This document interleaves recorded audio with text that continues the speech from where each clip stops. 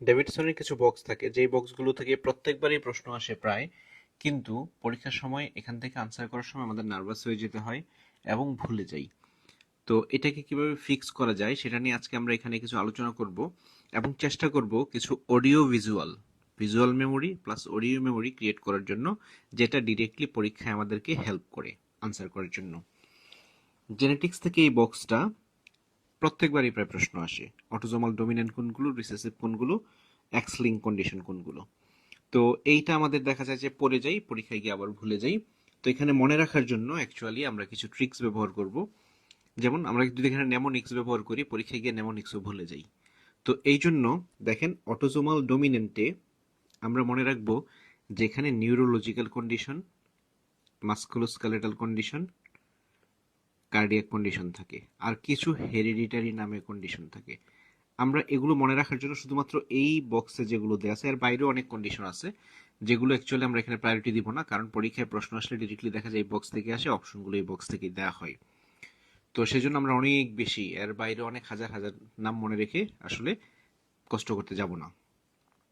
তাহলে neurological condition এখানে কোনগুলো, যেমন দেখেন আপনি টিউবারাস স্ক্লেরোসিস যদি দেখেন, প্রত্যেকটা নামকে যদি আমরা যাচাই করি, এখন একটা আছে autosomal dominant polycystic kidney disease, তো এখানে তো বলাই আছে অটোজোমাল ডমিনেন্ট, সো এটাকে নিয়ে আমরা ভাবলাম না। দেখেন টিউবারাস স্ক্লেরোসিস, মারফান সিনড্রোম। তো টিউবারাস স্ক্লেরোসিস কি? Neurological association. মারফান সিনড্রোম কি? একটা স্কেলেটাল সমস্যা, মাস্কুলোস্কেলেটাল, এখানে ডিজিজ না, কানেকটিভ টিস্যু ডিজিজ এখানে। তারপর আবার দেখেন লং কিউটি সিনড্রোম, ব্রুগাডা সিনড্রোম, এই দুইটা হলো কার্ডিয়াক কন্ডিশন।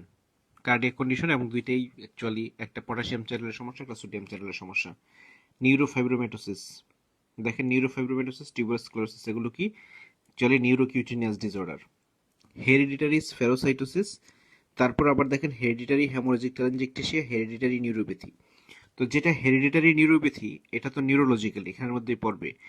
তো বাকি যে দুইটা হেরিডিটারি এইটাও এখানে পড়বে, কিন্তু দেখেন এটা হলো স্ফেরোসাইটোসিস, তো আমরা তো এটা হ্যামাটোলজি বলিনি, কিন্তু তারপর এখানে স্ফেরোসাইটোসিসটা আমার মনে রাখতে হবে যে অটোজোমাল ডমিনেন্টে। আবার হেরিডিটারি হেমোরেজিক টেলেনজেকটেশিয়া, এইটাও এখানে। হ্যামাটোলজিক্যাল ডিসঅর্ডারগুলো অটোজোমাল রিসেসিভ, কিন্তু এই দুইটাকে বাদ দিয়ে হেরিডিটারি স্ফেরোসাইটোসিস এবং হেরিডিটারি হেমোরেজিক টেলেনজেকটেশিয়া, তো এইটা দিয়ে আমরা মনে রাখবো।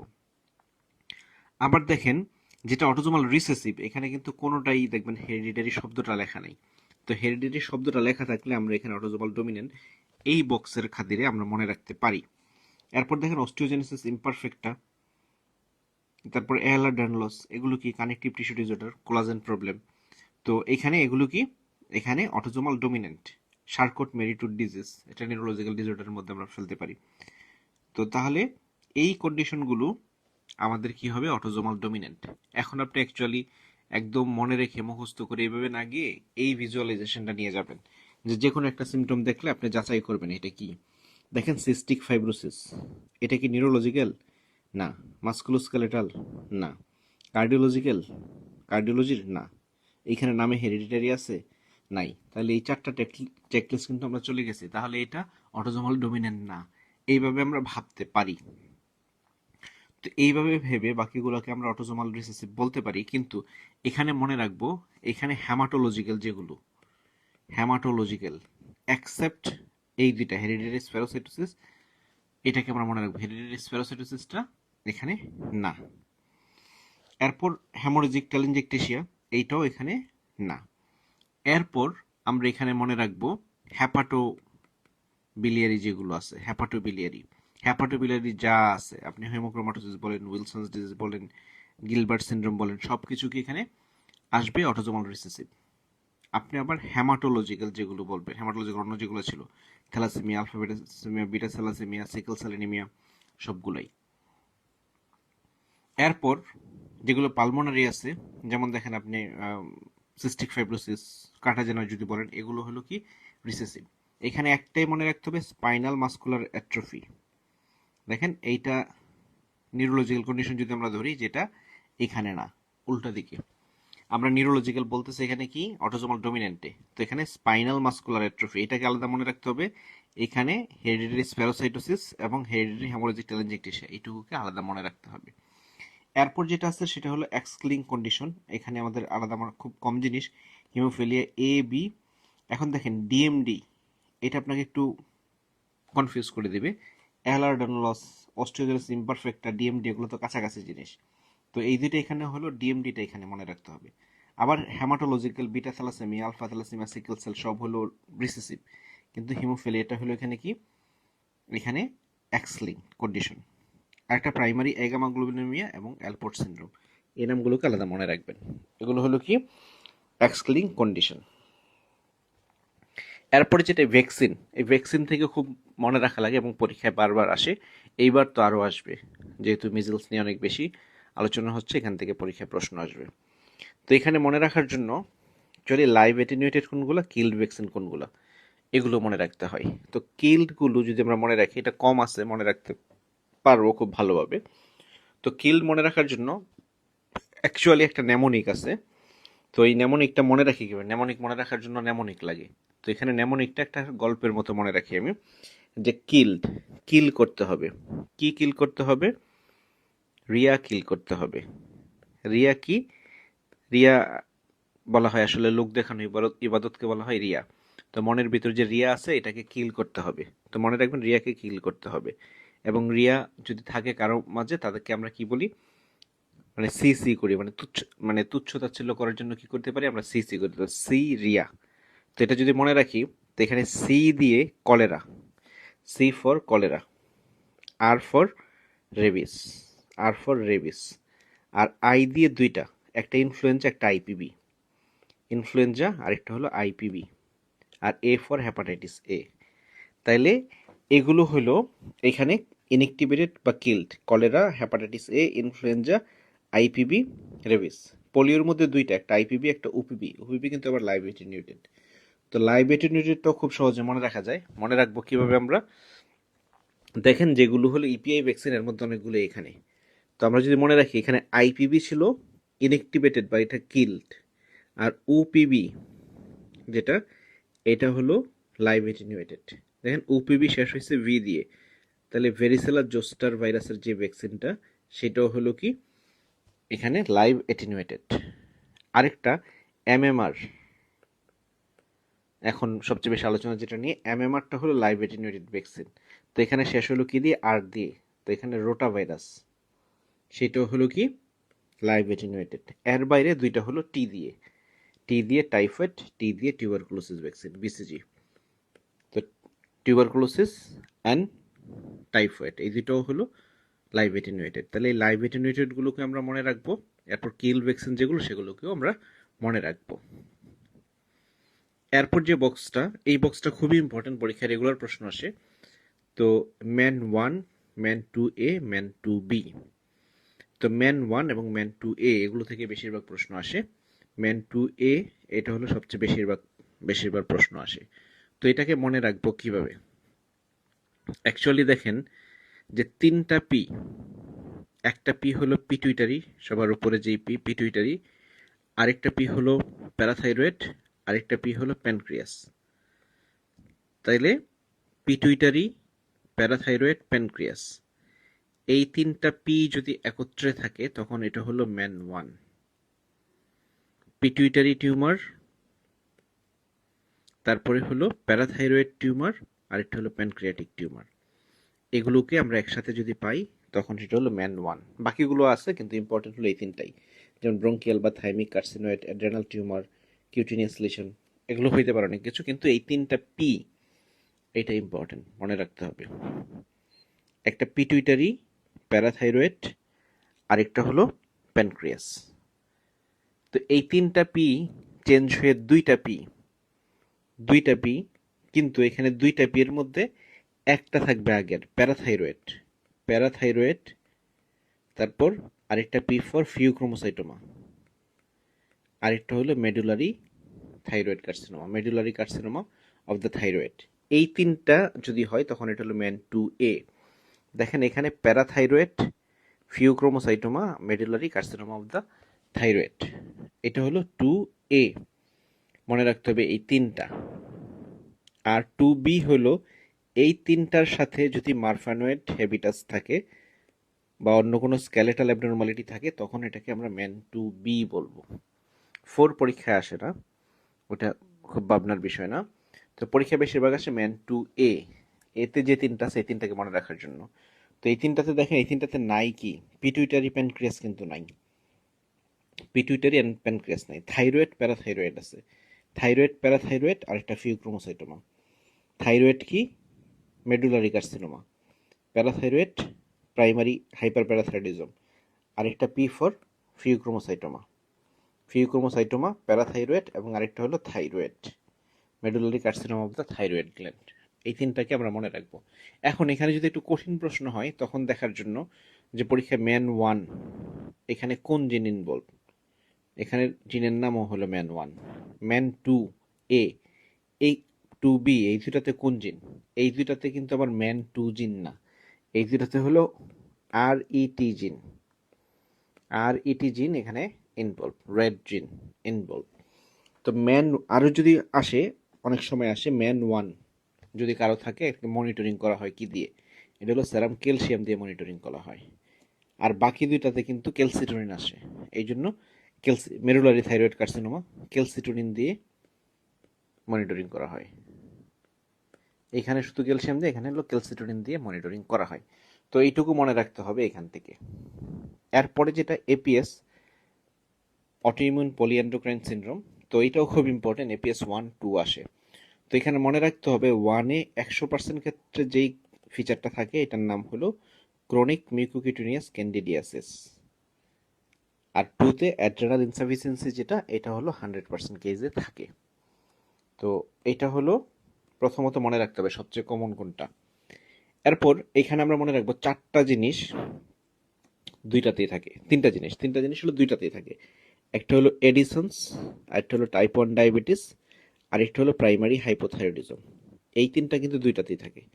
দেখেন, টাইপ 1 প্রাইমারি হাইপোথাইরয়েডিজম, এখানে এডিসন্স, প্রাইমারি হাইপোথাইরয়েডিজম, টাইপ 1 ডায়াবেটিস। তো এই তিনটা দুইটাতেই থাকতেছে। তো এর বাইরে কি থাকে, এর বাইরে টাইপ 1-এ থাকে এই যে এখানে দেখেন mucocutaneous candidiasis, nail dental enamel hypoplasia, এখানে mucocutaneous candidiasis, nail dystrophy, dental enamel hypoplasia এগুলো থাকে, এবং এখানে থাকে হাইপোপ্যারাথাইরয়েডিজম। আর এইখানে অন্যান্য অটোইমিউন ডিজিজ থাকে, vitiligo, coeliac disease, myasthenia gravis, Graves, pernicious, primary hypogonadism. তো এইভাবে এটাকে সিকুয়েন্সিয়ালি মনে রাখবেন। এরপরে যেটা টিউমার মার্কার, এটা খুবই ইম্পর্টেন্ট, পরীক্ষায় প্রত্যেকবারই আসে। তো এখানে দেখেন, এখানে আপনি কিভাবে মনে রাখবেন, মনে রাখবেন যেমন দেখেন থাইরয়েডের দুইটা আছে, ক্যালসিটোনিন, থাইরোগ্লোবিলিন।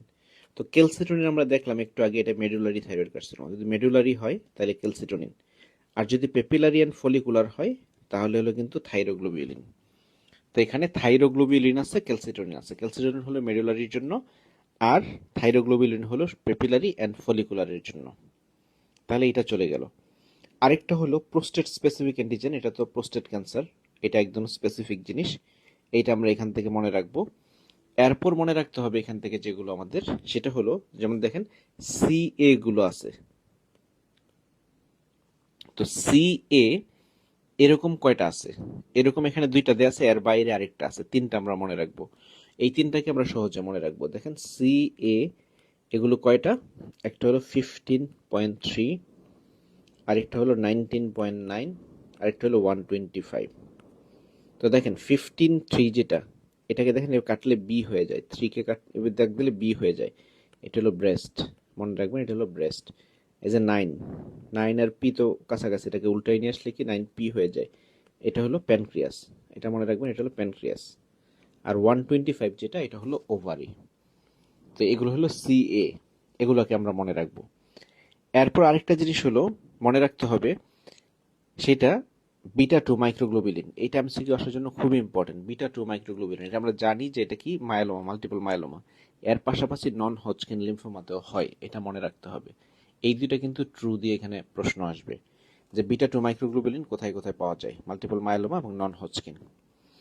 এরপর বাকি যেগুলো আছে যেমন এইচসিজি, এটা দেখলে আমাদের কোরিওকার্সিনোমা মনে হয়, এটা সবচেয়ে ইম্পর্টেন্ট, হাইড্রাটিফর্মল, এই যেটা আছে।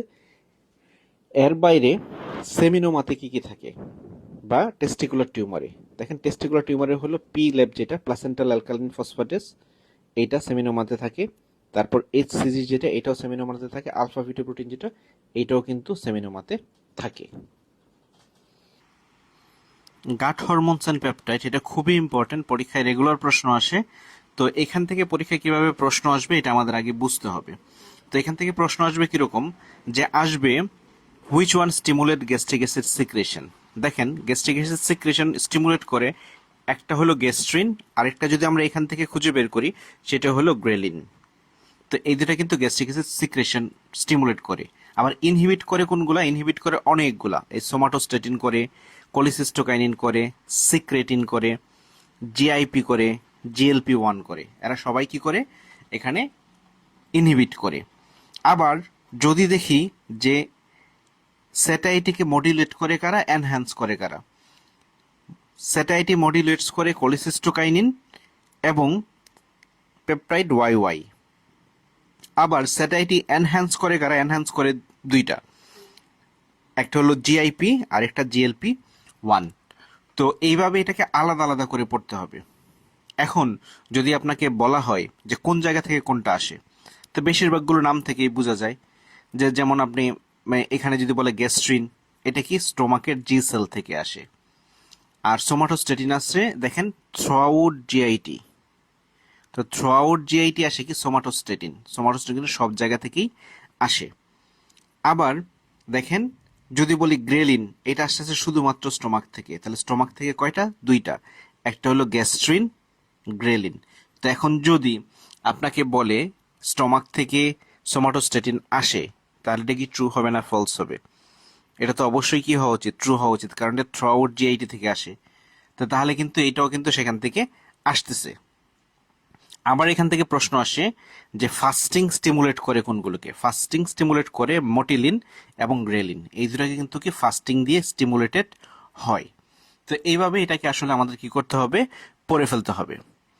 এরপর যেটা আসে, যেমন মেটাবলিক অ্যাসিডোসিসের মধ্যে যে কোনগুলো নর্মাল অ্যানায়ন গ্যাপ, কোনগুলো increase anion gap metabolic acidosis. তো নর্মাল অ্যানায়ন গ্যাপ যদি পরীক্ষায় আসে, আমাদের তিনটা জিনিস মনে রাখতে হবে।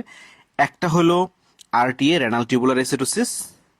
আরেকটা হলো দেখেন অ্যাসিডোসিস হচ্ছে, তার মানে যদি ইনজেকশন করে অ্যাসিড, অ্যাসিড খায় অথবা ইনফিউশন হয় বডিতে।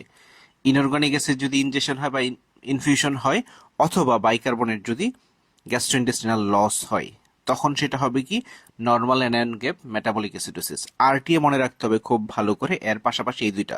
তো এই দুইটা তো ডিরেক্টলি লেখা থাকবে না, এক্সাম্পল লেখা থাকে, যেরকম diarrhoea, small বায়োল fistula, urinary diversion procedure, এরকম যদি হয় তখন আপনার কি হবে, normal anion gap metabolic acidosis. এইটুকু ভালো করে মনে রাখলেই হবে, normal anion gap metabolic acidosis কোন কোন কারণে হয়।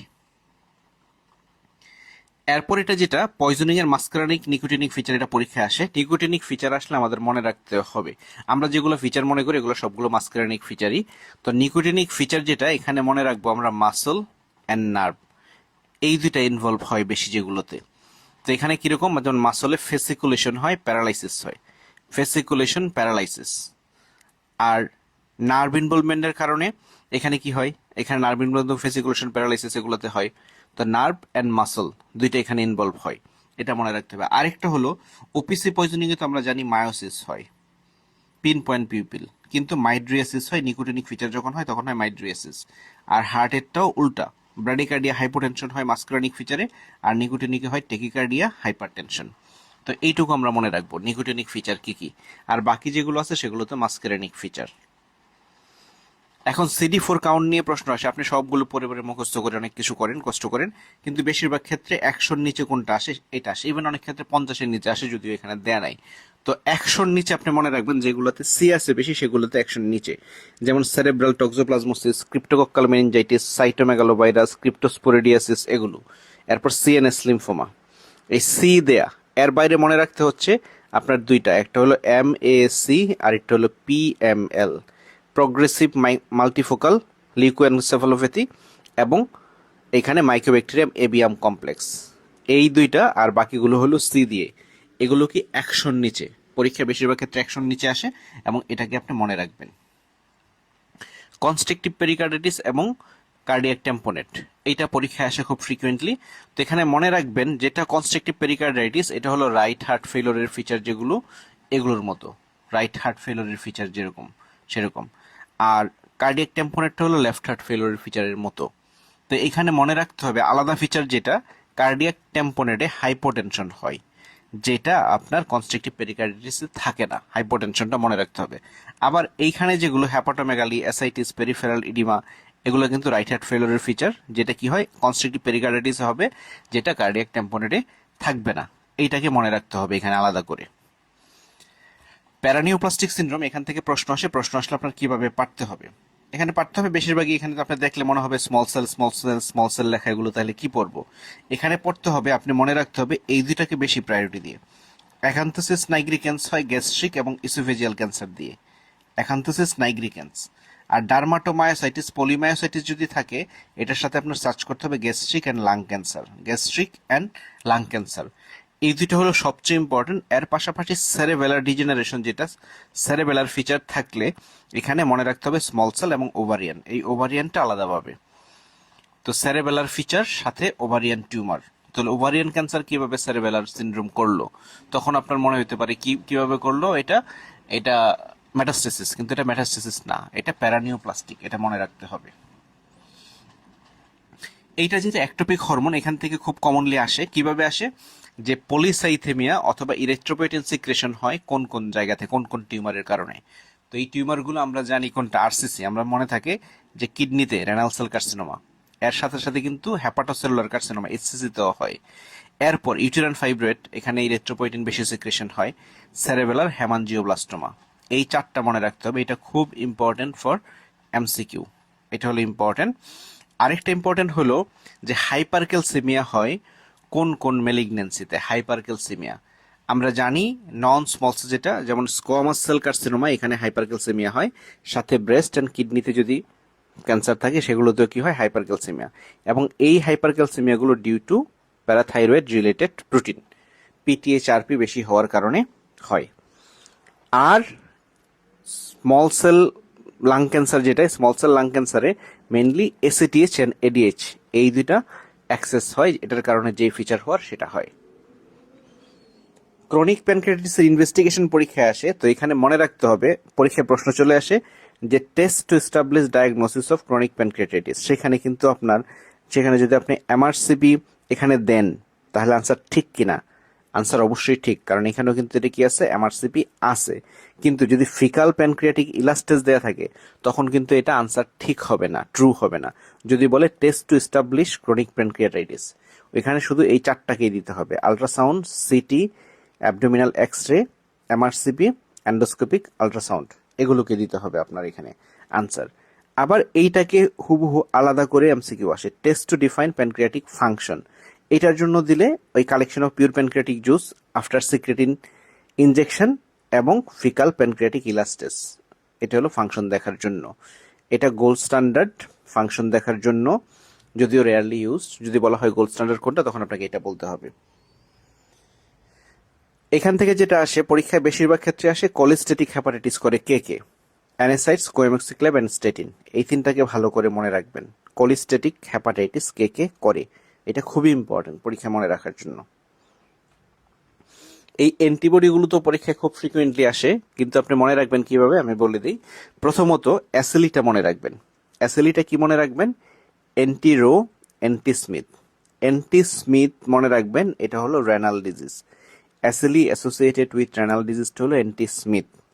আর অ্যান্টি রোটা কি, অ্যান্টি রোটা হলো মায়ের যদি রো পজিটিভ থাকে বাচ্চার মধ্যে সেটা যাবে, ম্যাটারনালটা বাচ্চার মধ্যে যাবে, গিয়ে নিউনেটাল লুপাস করবে এবং কনজেনিটাল হার্ট ব্লক করবে। Neonatal lupus and congenital heart block, এটা করবে কি, অ্যান্টি রো অ্যান্টিবডি।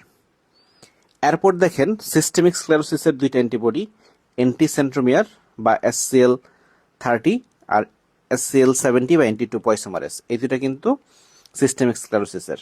দেখেন একটা হলো 30 আরেকটা 70, একটা হলো সেন্ট্রোমিয়ার আরেকটা হলো ট্রোপয়সোমারেস। দেখেন টি একটা বড় অক্ষর, সি হলো প্রথম দিকের 30 আর এখানে 70 বড়, তাহলে সি মানে সেন্ট্রোমিয়ার অথবা SCL30 যদি হয় এটা হলো লিমিটেড কিউটিনিয়াস, আর টোপোয়াইসোমারেস বা 70 যদি হয় এটা হলো ডিফিউজ সিস্টেমিক, এটা হলো ডিফিউজ।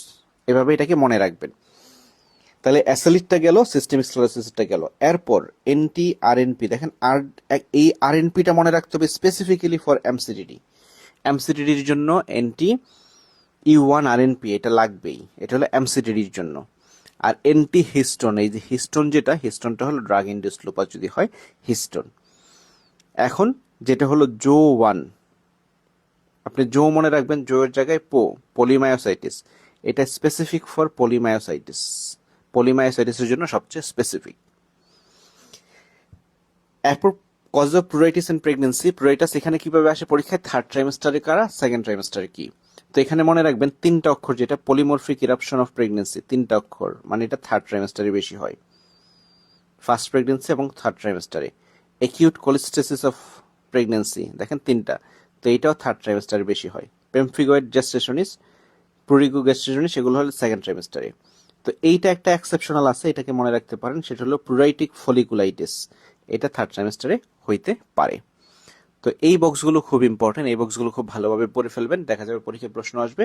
এবং এখন যে আপনি শুনেছেন এবং দেখেছেন, ভালো করে মনোযোগ দিয়ে দেখবেন এবং শুনবেন, তাহলে দেখবেন অনেকগুলো প্রশ্নই মনে থাকবে এবং পরীক্ষায় ঠিক মতো আনসার করে আসতে পারবেন ইনশাল্লাহ।